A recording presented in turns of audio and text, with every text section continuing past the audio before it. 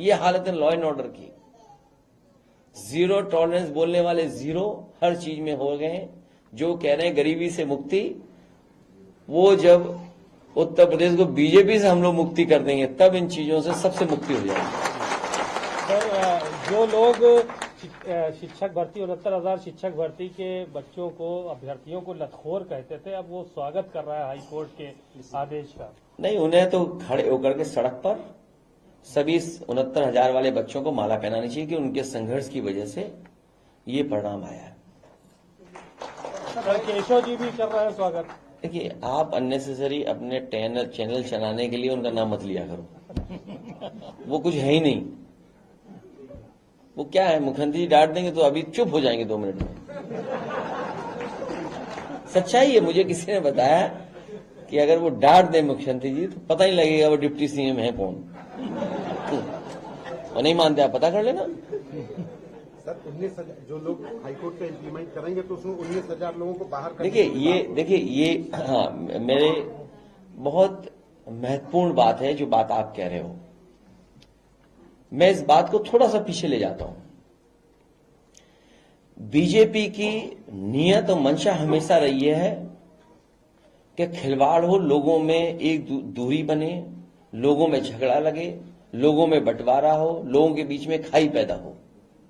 सबसे पहले जब मेरिट से भर्ती पुलिस की हुई थी, उस समय जो परिणाम बना था वो पहले जो व्यवस्था थी आरक्षण की, उसके तहत बना था।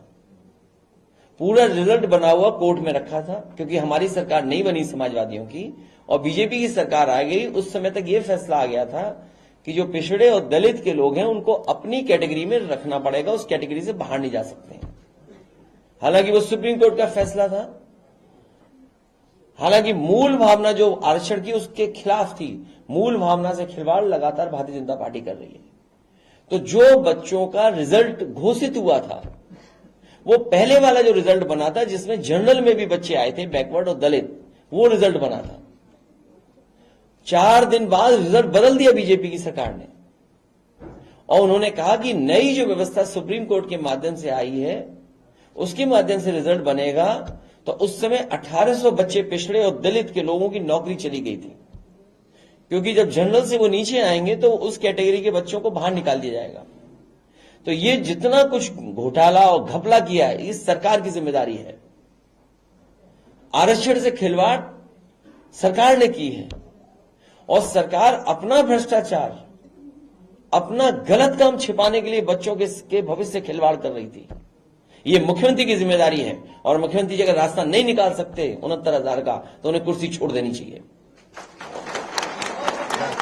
और क्योंकि उन्होंने न केवल पिछड़े दलितों के साथ खिलवाड़ की है, बल्कि जो बच्चे निकलेंगे उनके भविष्य के साथ भी खिलवाड़ की है उन्होंने। इसलिए उनको, जिन्होंने खिलवाड़ किए भविष्य से, उनको जवाब देना चाहिए कि आखिरकार उनके पास इतने बुद्धि वाले अधिकारी हैं, आखिर ये खिलवाड़ कौन कर रहा था, कौन खेल कर रहा था। तो इसकी जिम्मेदारी उन्हीं की है, विपक्ष की नहीं है। और ये जो उस पार्टी के लोगों के जो बार बार स्टेटमेंट आते हैं, वो ये कहते हैं कि नहीं हम भी आरक्षण के पक्ष में, हम भी पिछड़ों के पक्ष में, हम भी जातीय निर्णय के पक्ष में। याद रखना, वो स्वार्थ में और बीजेपी को बचाने के लिए स्टेटमेंट देते हैं। हम तो आपके माध्यम से अपील करेंगे, जितने पिछड़े रहे दलित भाई लोग हैं बीजेपी, वो सब छोड़ करके आ जाएं और पीडीए परिवार को बढ़ाएं। लगातार अयोध्या दौरे पे है, आज भी अयोध्या 3रा-4था दौरा कर रहे हैं। देखिए, उन्होंने क्या कहा, गरीबी से मुक्ति। देखिए, बहुत बहस लंबी करने की जरूरत नहीं है। जिन्होंने रात भर जगाया हो सस्टेनेबल गोल्स को लेकर के, याद कीजिए एक बार विधानसभा चली थी और रात भर किसी को सोने नहीं दिया मुख्यमंत्री जी ने, सस्टेनेबल गोल्स को लेकर के। और सस्टेनेबल गोल्स में क्या क्या थे, यही पैरामीटर्स थे। पॉवर्टी एरेडिकेशन का था और तमाम जो यूएन की तरफ से जो मानक है उन पे कितना हम खरे खड़े हैं उस पे बहस थी।